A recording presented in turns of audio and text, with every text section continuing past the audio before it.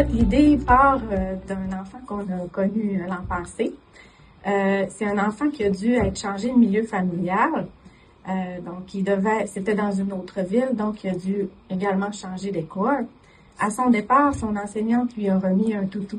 C'était un toutou qu'il aimait beaucoup, qu'elle lui prêtait toujours quand il y avait des activités où il pouvait en apporter à l'école.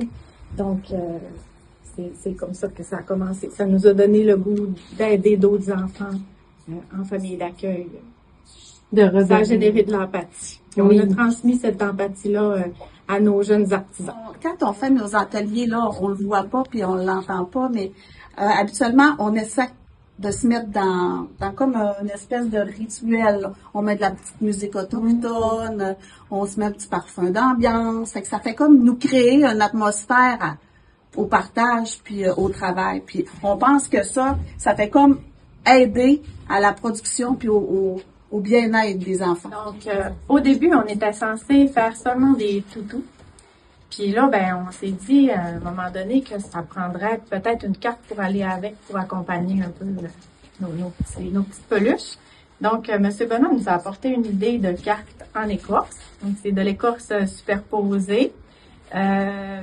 Donc, en jouant un peu là avec les morceaux, avec les rayures qu'il y a dessus, la couleur, ça donne différents tons.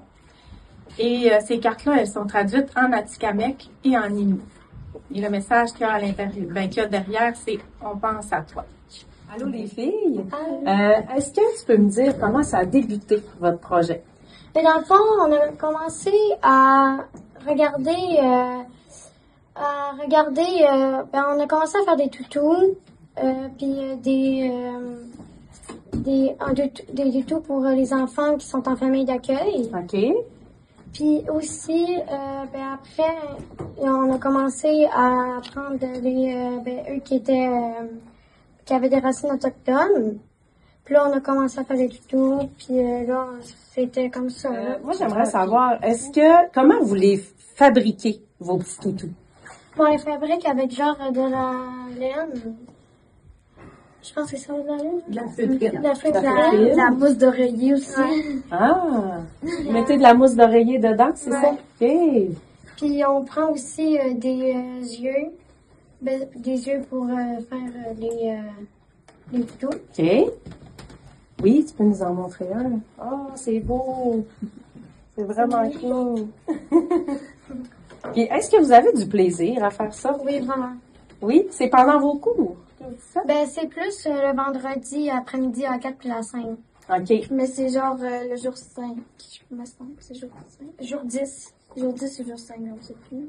C'est juste une semaine. Puis, c'est qui vous a montré à faire ça? C'est Monsieur Benoît puis Madame Anne-Claude.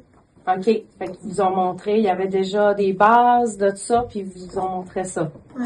Ah, c'est intéressant. Et merci les filles. C'est vraiment...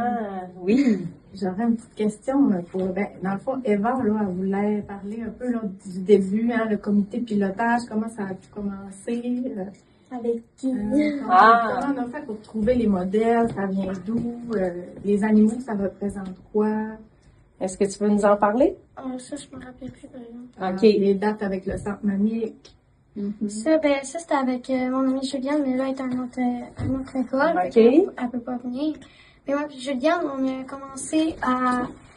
Dans le fond, on a commencé à regarder les dates pour quand on va faire des activités.